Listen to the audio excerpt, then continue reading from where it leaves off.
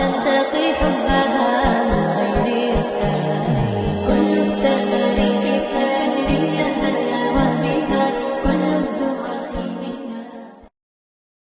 Bismillahirrahmanirrahim. Apa kabar Kofizen semuanya? Semoga kita selalu dalam lindungan Allah Subhanahu wa taala.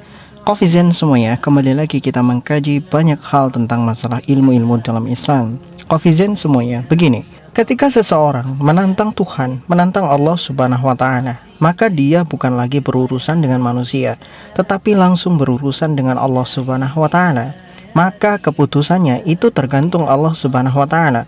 Ada yang mereka itu langsung dihancurkan di tempat, diberikan azab sesegera mungkin.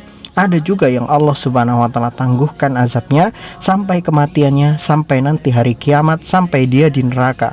Dan azab dia di neraka itu adalah janji Allah Subhanahu wa taala yang tidak akan pernah Allah Subhanahu wa taala ingkari. Jadi andai kata ada manusia yang mereka menantang Allah Subhanahu wa taala, mereka menghina Allah Subhanahu wa taala, tapi Allah biarkan dia hidup seenaknya, Allah Subhanahu wa taala berikan perpanjangan hidup sampai dia mati biasa-biasa saja tidak terkena azab, maka antum semua nggak usah peduli, dan antum semua nggak usah khawatir. Bukannya Allah Subhanahu wa taala itu menyayangi dia, tidak, tetapi Allah Subhanahu wa taala sudah menyiapkan azab bagi dia. Sembari Allah Subhanahu wa taala juga memberikan kesempatan bagi dia untuk bertaubat kalau dia mau tobat. Tetapi kalau dia tidak mau tobat sampai akhir hayatnya, maka yang harus dia siapkan adalah tubuhnya sendiri yang akan jadi bahan bakar neraka. Karena neraka itu adalah tempat yang pasti akan didatangi oleh orang-orang kafir, oleh orang-orang yang ingkar. Bagi orang yang beriman, melihat orang-orang kafir seperti itu nggak usah heran, karena janji Allah Subhanahu wa taala jelas, mereka itu akan menempati neraka dan mendapatkan siksa mereka. Nah, Kofizen semuanya, dalam sebuah kisah yang sangat masyhur, ini dari daerah Mesir, karena memang ada beberapa daerah-daerah di Mesir itu yang memang kehidupan mereka cukup frontal, kehidupan mereka itu cukup bebas, ya sebebas-bebasnya seperti kehidupan kita di Indonesia. Walaupun Indonesia itu mayoritas muslim, tapi ada beberapa tempat-tempat yang terkenal dengan kebebasannya, bahkan terkenal juga dengan prostitusinya. Itu kita sudah melihatnya dan kita juga sudah mewajarinya, atau kita bisa katakan sesuatu yang kayaknya udah umum gitu di negeri kita. Jadi di Mesir pun ada. Jadi ada sebuah kisah ketika di dalam sebuah bis ada satu rombongan ibu-ibu, ada bapak-bapak di situ. Kemudian ada seorang wanita yang cukup cantik, wanita Mesir yang cukup cantik. Dia mengenakan pakaian yang sangat-sangat seksi yang sebetulnya juga nggak pantas kalau dipakai di luar. Ya meskipun sebebas-bebasnya orang Mesir harusnya nggak sampai seperti itu juga gitu kan. Dia menggunakan pakaian yang sangat seksi sehingga menunjukkan hampir seluruh auratnya, bahkan sedikit tembus pandang gitu kan. Dia masuk ke dalam bis itu, dia duduk di samping seorang ibu. Setelah duduk di samping seorang ibu itu, si ibu itu memandanginya, melihatinya sampai beberapa saat. Mau negur, ibu ini mau negur itu agak-agak risih, agak-agak riskan, agak-agak takut gitu. Tetapi si wanita ini kelihatannya cuek saja. Tapi kemudian si ibu coba memberanikan diri untuk ngajak dia ngobrol. Wahai wanita, wahai gadis, kenapa kamu pakai pakaian seperti ini? Kemudian si wanita ngomong, emang masalah kalau saya pakai pakaian seperti ini? Emang Anda rugi kalau saya pakai pakaian seperti ini? Kemudian si ibu berkata, ya memang pakaian itu tidak merugikan saya sama sekali, tapi itu kan merugikan kamu. Karena Tuhan, Allah Subhanahu wa taala dan Rasulnya sudah menjanjikan bahwa wanita yang keluar dari rumahnya tanpa menutup auratnya, maka dia akan mendapatkan kemurkaan dari Allah Subhanahu wa taala. Kemudian wanita yang seksi tadi itu, dia langsung marah itu. Wahai ibu, kamu nggak usah lancang. Kalau memang Allah Subhanahu wa taala itu ada, kalau memang Nabi Muhammad itu benar perkataannya, maka cobalah siapkan, Allah itu siapkan khusus untuk saya neraka. Dan saya pesan untuk Allah Subhanahu wa taala, saya pesan sebuah hotel di dalam neraka.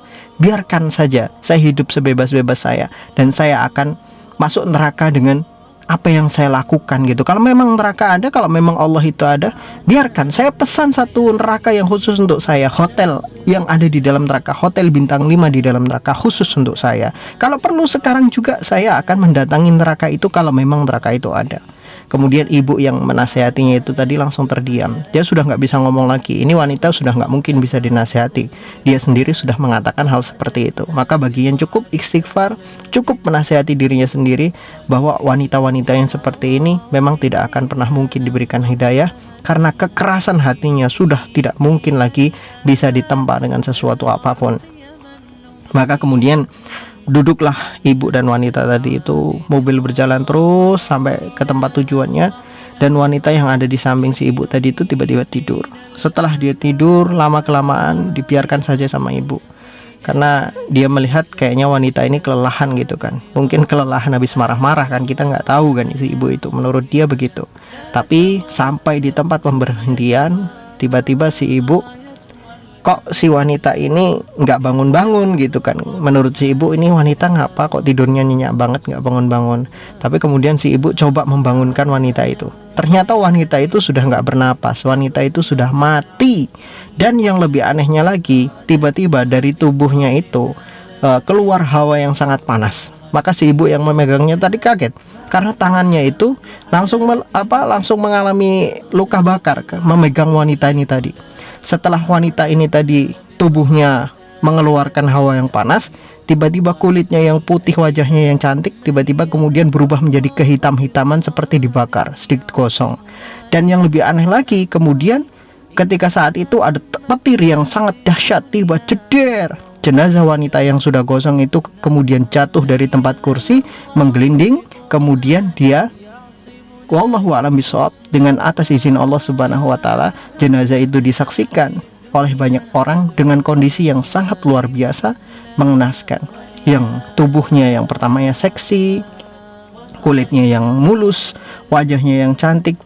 Begitu dia mendapatkan balasan dari Allah Subhanahu wa taala, maka apa yang dia banggakan hancur semuanya.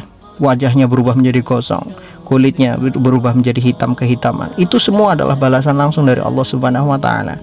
Kisah ini banyak sekali diriwayatkan, dan kisah ini juga cukup masyhur di Mesir sana, sehingga menjadikan pelajaran bagi orang-orang yang ada di Mesir. Termasuk kisah seorang pemuda yang pernah saya ceritakan, dia menantang Allah Subhanahu wa taala, itu juga di Mesir. Dia menantang, memberikan waktu kepada Allah Subhanahu wa taala untuk mencabut nyawanya selama 1 jam. Allah diberikan waktu 1 jam untuk mencabut nyawanya kalau memang Allah ada. Itu juga terjadi di Mesir, dan itu sudah kita kisahkan. Silahkan Anda simak sendiri apa yang sudah kita kisahkan, dan itu sebagai pelajaran bagi kita bersama.